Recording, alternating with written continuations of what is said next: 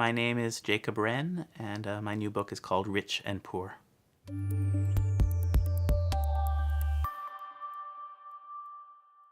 The very first impulses for the novel came around the attention Occupy Wall Street in New York was getting, and this kind of refocusing of left or protest towards the 1% and towards actual rich people.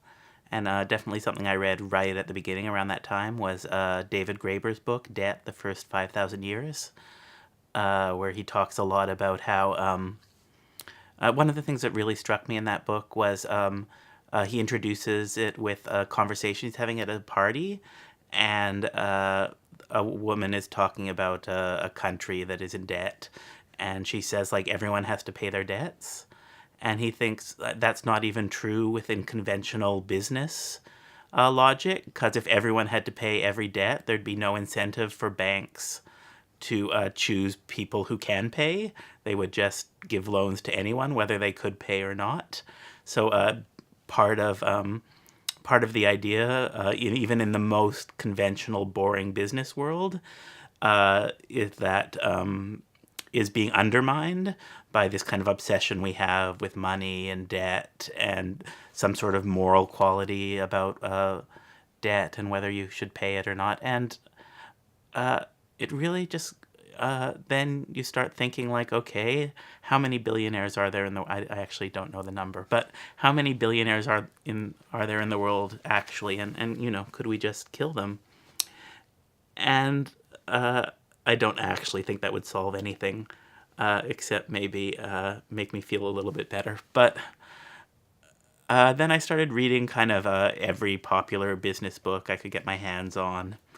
I mean, I don't think I have any real understanding of business culture, but it gave me a little bit of a sense of, and this book is definitely not a realistic portrayal of capitalism or Wall Street or anything in the business world. It's a kind of fable or parable about that world and how the anger of people left out of it might relate to it.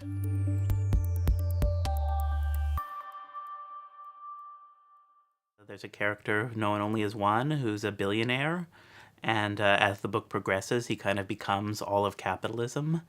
And there's a character known only as two, who is someone who wants to kill him and who sees the world through this lens that if we can't destroy these people, there's no hope, there's no possibility for change.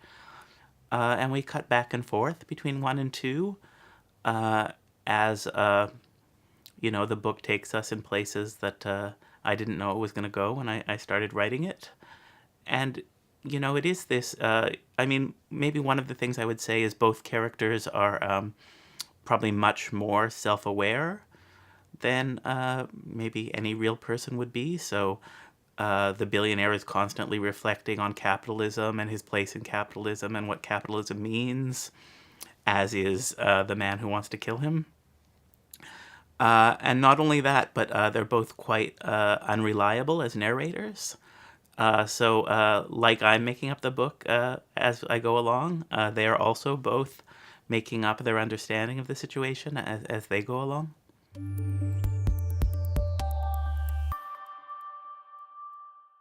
In one sense, Rich and Poor is a story with a moral, or a fable with a moral. And the moral is there's no individual solutions to collective problems. So the shift is a lot about trying to find a more collective solution in the second half of the book. And yet I'm not part of any collective movement to do the things that the characters in this book want to do. So it is also this struggle for me as a writer who's sitting alone in a room writing to try and think about what a larger struggle that involves lots of people working together and trying to create their solidarity as they go along, what that might feel like.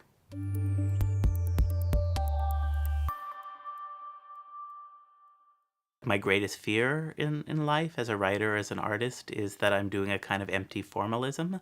So I'm always trying to kind of stay on the content and stay on what it's about and stay on what it has to do with the world and what it has to do with the world outside of art and what it has to do with the world outside of writing. I need to kind of continuously remind myself that that's actually what's most important to me about art. And then the formal experiments or the formal innovations kind of come out of that trying to get at something real or trying to get at something authentic or something I've haven't thought of before, or a way of looking at the world that I haven't thought of before. So most of I mean, I don't actually know what a conventional novel is. I haven't read one. So most of the things that people might say are formal experimentation in my work, I might even be doing naively, or because I read so much experimental fiction or so much innovative fiction, might be doing simply because I live in a world where that's the norm.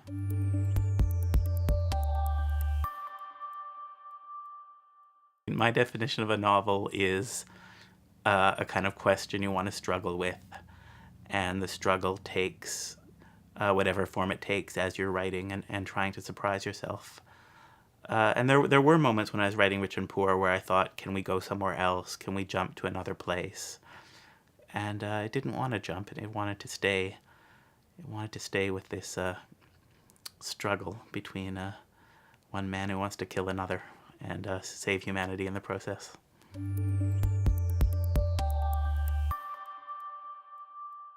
I grew up in the 80s, and it was like lifestyles of the rich and famous, and now we have Donald Trump, which I think is probably also maybe the ultimate product of that moment.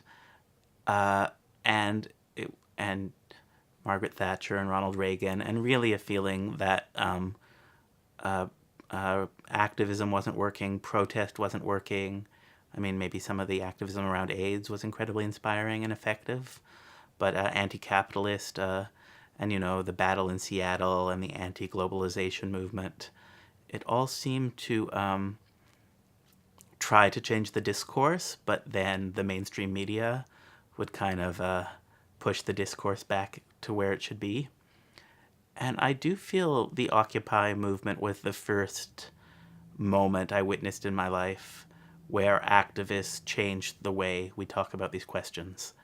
Because I feel like in the 80s I would say I'm against capitalism, and people would think fuck off.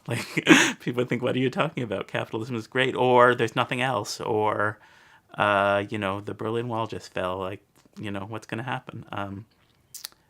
Depending on when in the 80s we're talking about. And there was this moment where suddenly it was no, because of this action in Zuccotti Park, suddenly people were starting to talk about things differently. And then it's, maybe absorbed into mainstream culture in ways that aren't that helpful, and probably Obama's message of hope wouldn't have resonated as strongly without Occupy Wall Street. Probably Bernie Sanders wouldn't be happening without Occupy Wall Street. So it transforms into things that might not be quite what we were hoping for at the beginning, but it really shifted. I mean, I say the 1% and everyone knows what I'm talking about.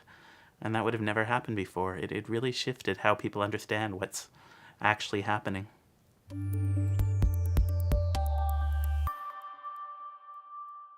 It's so strange because when I read from this book and when I'm writing this book, I feel like I know how to fight capitalism.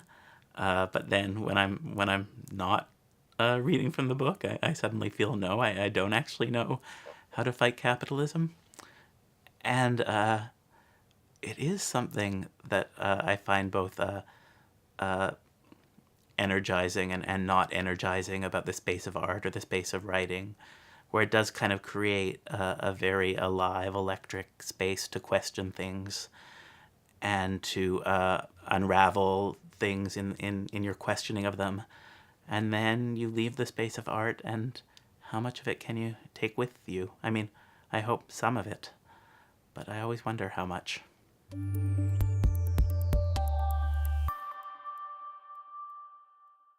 One, Violence has always been a last resort. So much is possible without violence, but so much more with just the threat of it, and even more if you occasionally go over the top. I am not a violent man. Therefore I must work with violent men I can trust. There are two kinds of violence I have made use of in my work: violence connected to a government, and violence that takes place without any government knowledge.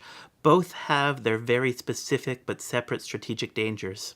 When you can convince the government to do your violence for you, the benefits are obvious, but there are also clear pitfalls. The government might lose popularity, be voted out or overthrown, and your business, having been closely associated with that particular government, might have to go as well. This scenario has played out in my professional life several times.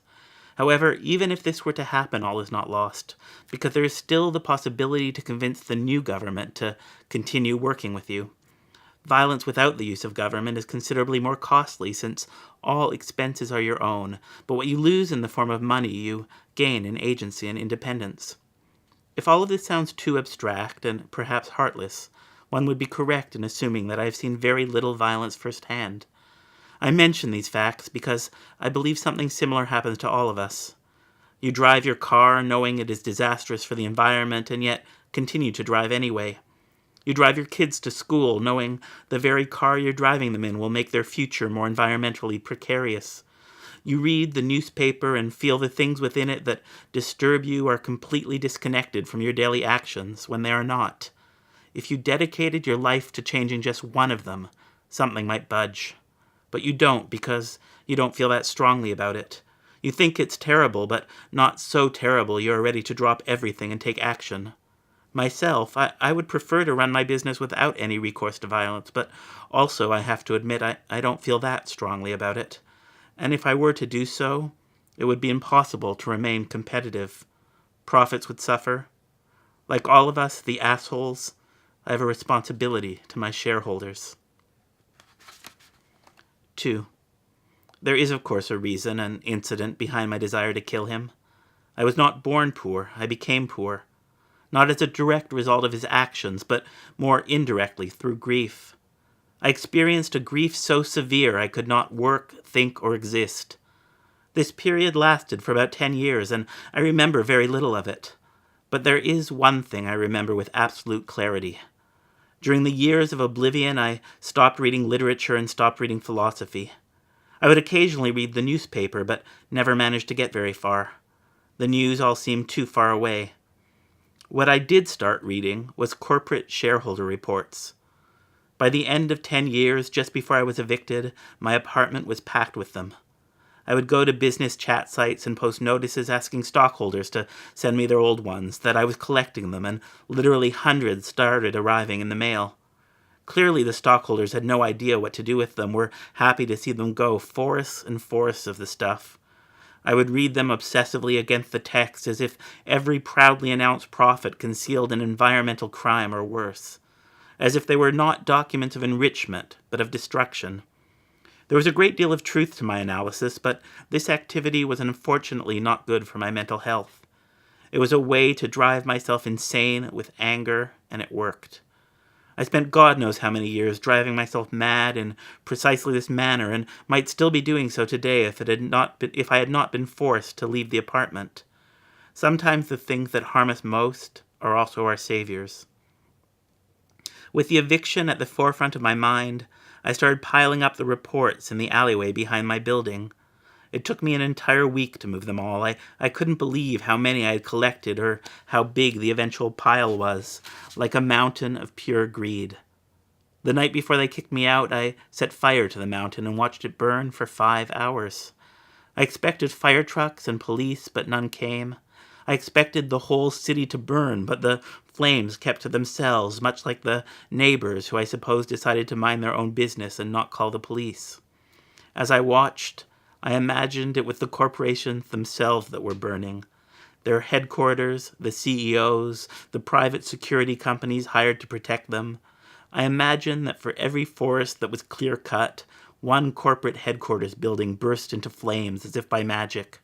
For every mother forced to watch her infant starve to death on the poverty wages her husband brought in, one CEO would spontaneously combust. I remember that fire. For 5 hours I fantasized until the last embers turned black at the brink of dawn. That night was the first step of my long journey back to sanity, towards a more coherent worldview, and also the first kernel, the very beginning, of my eventual plan.